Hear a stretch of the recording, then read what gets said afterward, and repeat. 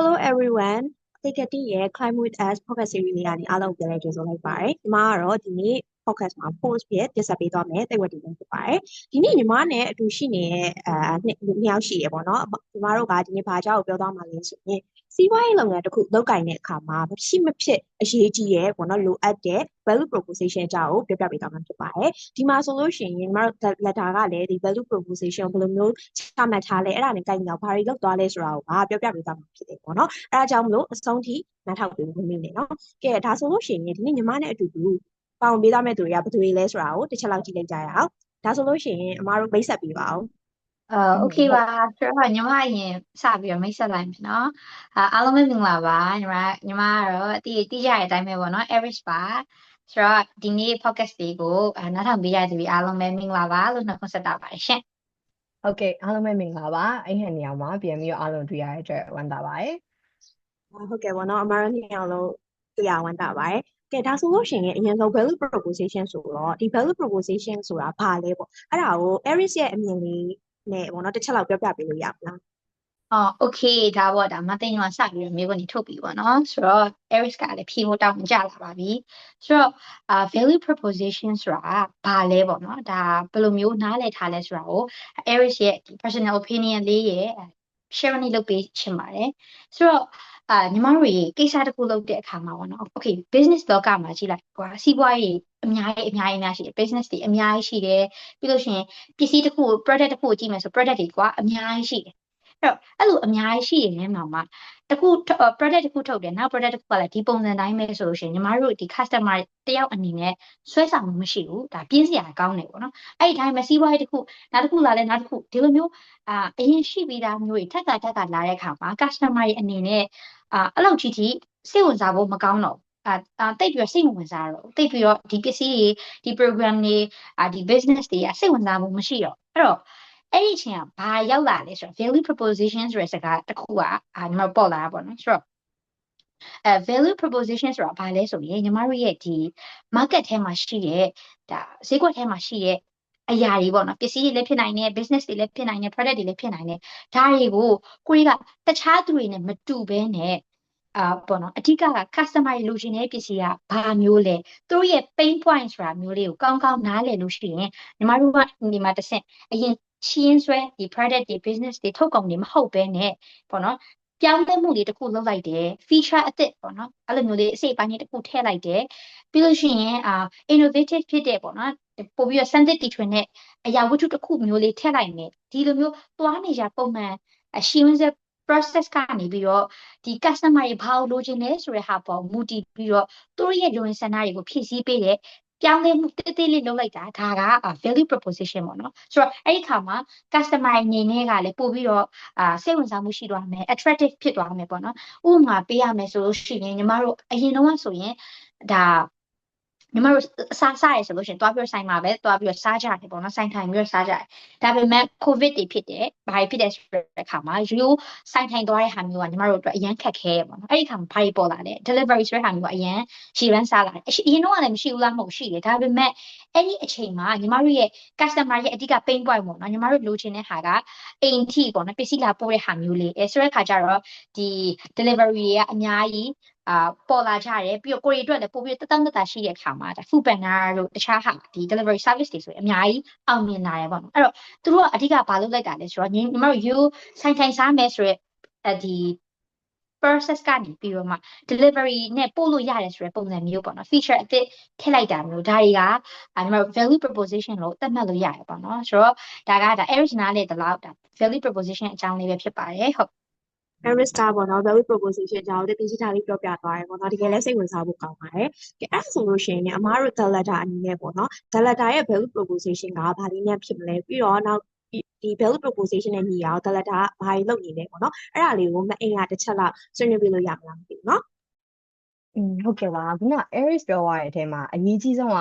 ဒီ customer လို့ပဲသဘောထားလိုက်မယ်ဆို pain point ပေါ့နော် customer တွေဘာတွေလိုအပ်နေလဲ customer တွေအခက်အခဲကဘာလဲပေါ့ကိုယ့်ရဲ့ product ဒါမှမဟုတ် service ကဘယ်လို problem မျိုးကိုဖြေရှင်းပေးမှာလဲဆိုတာအရေးကြီးဆုံးပေါ့ဆိုတော့အရင်တည်းက story တွေမှာလည်းပြောဦးတယ်ထင်ပါတယ်ပေါ့နော် the letter ဆက်ချင်းထွက်လာတဲ့အခါမှာဆိုလို့ရှိရင်အမတို့ဒီ support ပေးခြင်းနဲ့ targeted community တခုရွေးရဲ့အခါမှာ single mothers တွေပေါ့ဆိုတော့ single mothers တွေဒါပေမဲ့သူတို့မှာဘယ်လိုအခက်အခဲတွေရှိနေမလဲပေါ့နော်ဆိုရဲဟာကိုပထမဆုံးစဉ်းစားတဲ့အချိန်မှာဆိုလို့ရှိရင်ဒီမိသားစုတစ်ခုလုံးရဲ့ breadwinner တစ်ယောက်ဖြစ်တယ်မိသားစုရဲ့ဒီ burden တစ်ခုလုံးကိုတယောက်တည်းထမ်းထားရတဲ့အခါမှာဒီ financial နဲ့ပတ်သက်တဲ့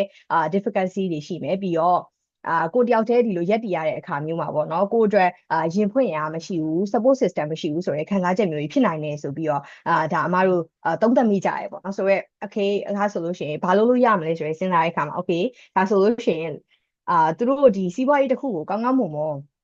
်လုံနိုင်မှုအတွက်အမတို့ဘယ်လို support ပေးလို့ရမလဲဆိုရင်စဉ်းစားတဲ့အချိန်မှာဒီ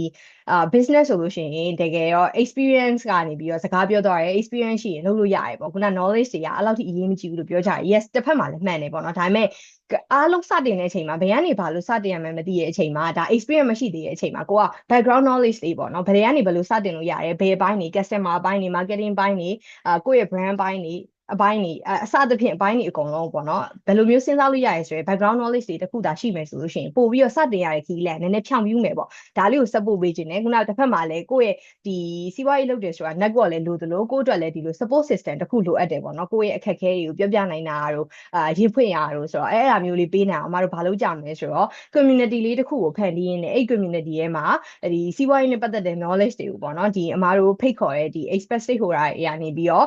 sharing လုပ်သွားပေးနိုင်တယ်ဆိုရင်မျှော်လင့်ချက်တစ်ခုနဲ့စတင်ခဲ့ရပါပေါ့ဒါပေမဲ့တကယ်ကြတော့အမတို့အခွန်ကဒီစီးပွားရေးလုပ်ငန်းတွေမှာဆက်ချင်းလုပ်လိုက်တဲ့အခါမှာကိုပေးခြင်းနဲ့ကိုကတော့ value ပေးလိုက်တာလို့ထင်နေရပဲဒါပေမဲ့တကယ်သူတို့အတွက်ဒါက value တစ်ခုဖြစ်ရလားဆိုတာလေတကယ်တော့မလုပ်ကြည့်ရင်ဘယ်တော့မှမသိဘူးပေါ့ဒါအားလုံးကတကယ်တော့ expectation တွေပဲဆိုတော့တကယ်ကိုစတင်ကြည့်လိုက်တဲ့အခါမှာတော့ဒါသူတို့စီတဲ့ဒီအမတို့ပေးခြင်းတဲ့ value နဲ့ကိုက်ရလားဆိုတာအများတန်းပေါ့နော်ဒီ program ဆိုရင်အခုဆို2ခု run လာရှိပြီတောက်လျှောက်30ဖြစ်တယ်ပေါ့နော်အဲ့တော့အဲ့မှာဆိုလို့ရှိရင်ပို့ပြီးတော့ပေါ့နော်ကိုကသူတို့ကိုဘယ်လိုမျိုးများ support ပေးနိုင်မလဲဆိုတော့ပို့ပြီးသိလာရတယ် okay အဲ့တော့သူတို့လိုအပ်တာကဒီလိုမျိုးစီးပွားရေးစတင်လိုက်ပြီးရဲ့အချိန်မှာနောက်ပိုင်းဆိုလို့ရှိရင်guidance တွေပေးသွားခြင်းတယ်ပေါ့ okay ဒီလိုစီးပွားရေးပညာတွေသင်နေရလဲဟုတ်တယ်ဒါပေမဲ့သူတို့ရဲ့စီးပွားရေးပေါ်မူတည်ပြီးတော့ဘယ်လိုမျိုးစဉ်းစားလို့ရတယ်ဘယ်လိုမျိုးပိုကောက်လုပ်လို့ရလဲဆိုတာမျိုးတွေလိုအပ်တယ်လို့ပြောရဲပြီးတော့ဘယ်လိုမျိုးလေးဆိုလို့ရှိရင်သူတို့တက်ပို့ပြီး comfortable ဖြစ်တဲ့ setting တွေပြီးတော့နောက်ဒီလိုမျိုးသင်ကြားရဲ့ဒီ module တွေမှာဆိုလို့ရှိရင်ဘယ်လို module တွေကတော့ပို့ပြီးတော့သူတို့ effective ဖြစ်တယ်ဘယ်လိုလေးတွေပို့ပြီးတော့ကောင်းမယ်ဆိုတဲ့ဟာတွေအမတို့အဆက်ပြန်နားထောင်ကြည့်တယ်အားကြောင့်မို့ဒီ second cohort မှာဆိုလို့ရှိရင်ဘယ်လိုမျိုး continuous improvement တွေလုပ်လာနိုင်လဲဆိုတော့ဒီ guidance session လေးထည့်ပေးနိုင်တယ်ပေါ့သူတို့ရဲ့စီးပွားရေးပေါ်မူတည်ပြီးတော့ဘယ်လိုမျိုးဆက်သွားလို့ရမယ်ဘယ်လိုမျိုးဖြည့်ရှင်းလို့ရမယ်ဆိုတာမျိုးတွေပြီးတော့နောက်ဒီအမတို့ဒီ cohort 1မှာဆိုလို့ရှိရင်ဒီ soft skill နဲ့ပတ်သက်တဲ့training လေးတခုထည့်ပေးနိုင်ခဲ့တယ်ပေါ့နော်ဒါကသူတို့အတွက်ဆိုလို့ရှိရင်အရင်အကျိုးရှိရယ်ဒီ personal development ဘိုင်းရော confidence ဘိုင်းအတွက်ကောပေါ့နော်ပြီးတော့ support system လေးရတယ်လို့လည်းလုံးဝခံစားရတယ်ဆိုတဲ့အခါမှာ okay next step အနေနဲ့ဒီ soft skill ကိုဘယ်လိုမျိုးများသူတို့အတွက်အကျိုးရှိအောင်လို့ expand လုပ်ပေးနိုင်မလဲဆိုတာမျိုးတွေထည့်ပြီးတော့စဉ်းစားလာတယ်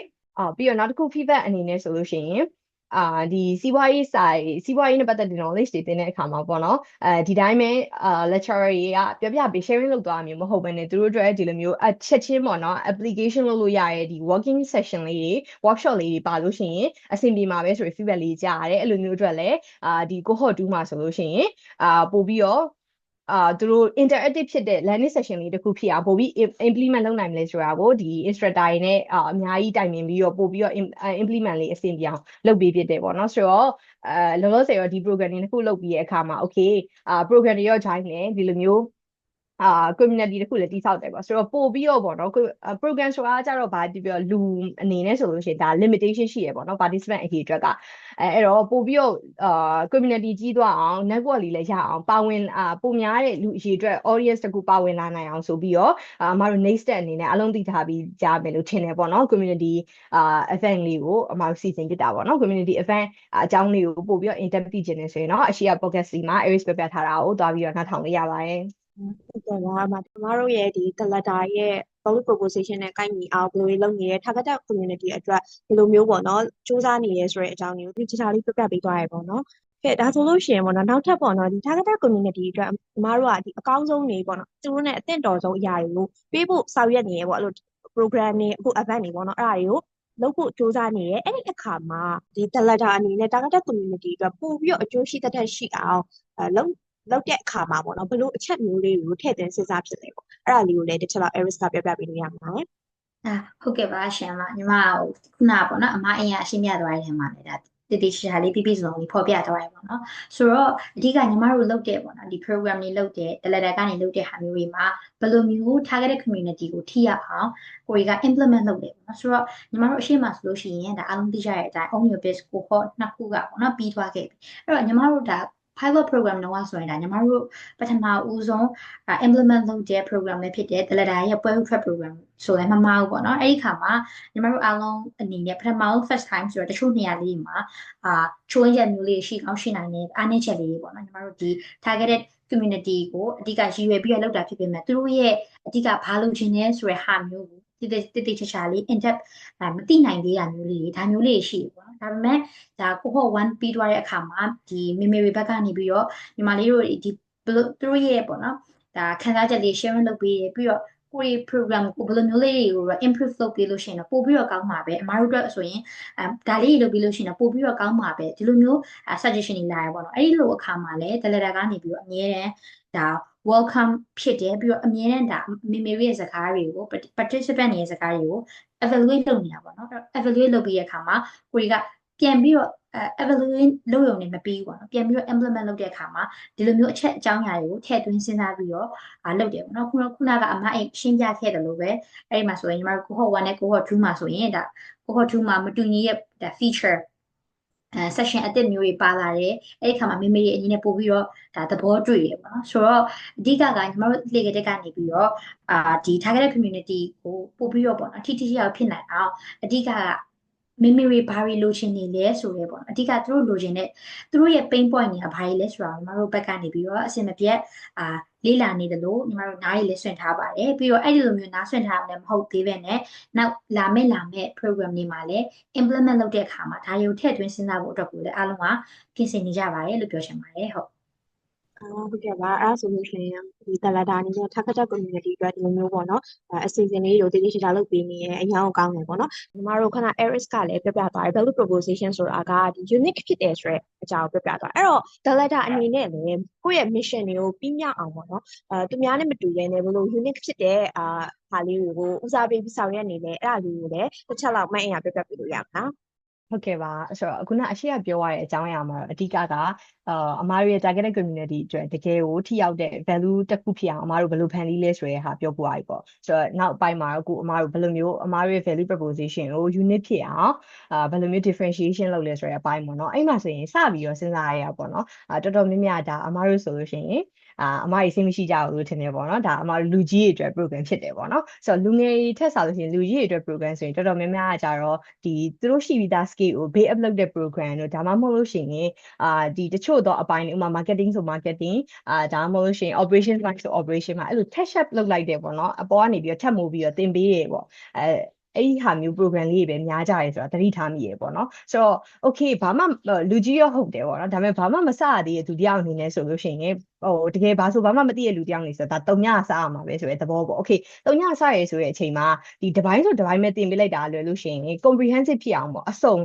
စုံတော့ပေါ့နော်ပြောရလို့ရှိရင်အပိုင်းတွေအကုန်လုံးပအောင်လို့ဘယ်လိုများလုပ်ပေးလို့ရမလဲဆိုတဲ့ဟာနဲ့စဉ်းစားထားတာဖြစ်တဲ့အတွက်အမားတို့ရဲ့ program မှာဆိုရင်အားလုံးလဲဒီစောင့်ကြည့်နေရဆိုသတိထားကြမိလို့ထင်ပါတယ်ပေါ့နော်ဆိုတော့အပိုင်းအစုံလုံးပအောင်လို့ထည့်ထားရဲ finance marketing operation နောက်ဆုံးခုဒီ cohort 2မှာဆိုလို့ရှိရင်ဒီ stakeholder ပေါ့နော်ဒီကိုယ့်ရဲ့stakeholder တွေကို business နဲ့ပတ်သက်နေတဲ့သူတွေကိုပို့ပြီးနားလည်အောင်ဆိုရဲအပိုင်းတွေပေါ့နော်ပြီးတော့နောက်အဲ့ဒါကိုမှအပြင်စီးပွားရေးတစ်ခုလောက်ရရဲဆိုတာကြတော့ तू ကဒီစီးပွားရေးနဲ့ဆိုင်တဲ့ fashion တွေတခုပဲသိရတာမဟုတ်ဘဲနဲ့ကိုစီးပွားရေးလုပ်နေတဲ့ဟာပေါ်မှာကိုယ့်ရဲ့ဒီဘေးနားမှာရှိတဲ့ economy ပေါ့နော်ဒီမြန်မာနိုင်ငံခုဆိုမြန်မာနိုင်ငံရဲ့ economy ကကိုယ့်ပေါ်မှာအများကြီးသက်ရောက်မှုရှိတယ်ဆိုတော့ကိုယ့်ရဲ့ business ကိုအထက်ကနေကြည့်ရမျိုးမဟုတ်ဘဲနဲ့အပြင်ကနေပြီးတော့ကိုယ့်ရဲ့ business ကဒီလို economy မှာဆိုလို့ရှိရင်ဘယ်လိုမျိုးပုံစံမျိုးနဲ့သွားရင်ရပ်တည်နိုင်မလဲဆိုတော့ဒါမျိုးတွေပါပို့ပြီးတော့မြင်လာ economics အဲ့လိုအပိုင်းတွေအကုန်လုံးကိုအစုံတော့ပေါ့နော် comprehensive ဖြစ်အောင်ထည့်သွင်းပြီးတော့ဒီရေးဆွဲထားရဆိုတဲ့အပိုင်းလေးရှိရပေါ့နော်ဆိုတော့ community building နဲ့ပတ်သက်ပြီးတော့အမားတို့ဘယ်လိုမျိုးလေးမြန် unit ဖြစ်အောင်သွားနေရဆိုတာတော့Aries ကဆက်ပြောပေးမယ်ထင်ပါတယ်ဟုတ်ကဲ့ပါမဒါအမဆိုလို့ရှိရင်ဒါညီမတို့ဒီ training program တွေဘယ်လိုမျိုးသွားလဲဆိုတာ ညီမတို့ရဲ့ the letter unique ဖြစ်တဲ့ဟာလေးကိုပြောပြပြီးပြီဆိုတော့ Aries ကနေပြီးတော့ညီမတို့ဒီ the letter ကနေပြီးတော့ community ကို building လုပ်တဲ့အခါမှာဘယ်လိုမျိုးလေးတွေပေါ့နော်မတူကွဲပြားအောင်ပို့ပြီးတော့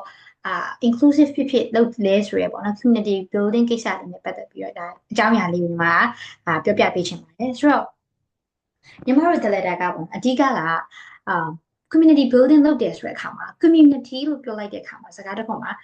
တဦးတယောက်တည်းမဟုတ်ဘူးပေါ့နော်ဒါအများကြီးပါလာမယ်တယောက်နဲ့အများကြီးပါလာမယ်ဆိုတော့ဒီလိုမျိုးလူအများကြီးရှေ့ဆက်သွားတယ်အရွေးတစ်ခုကိုဖြစ်ဖို့အတွက်ကိုအဓိကညီမတို့ the letter မှာဆိုရင်ပထမတစ်ချက်အနေနဲ့ inclusive and purpose driven space ဖြစ်တယ်ပေါ့နော်ညီမတို့ဒီမှာ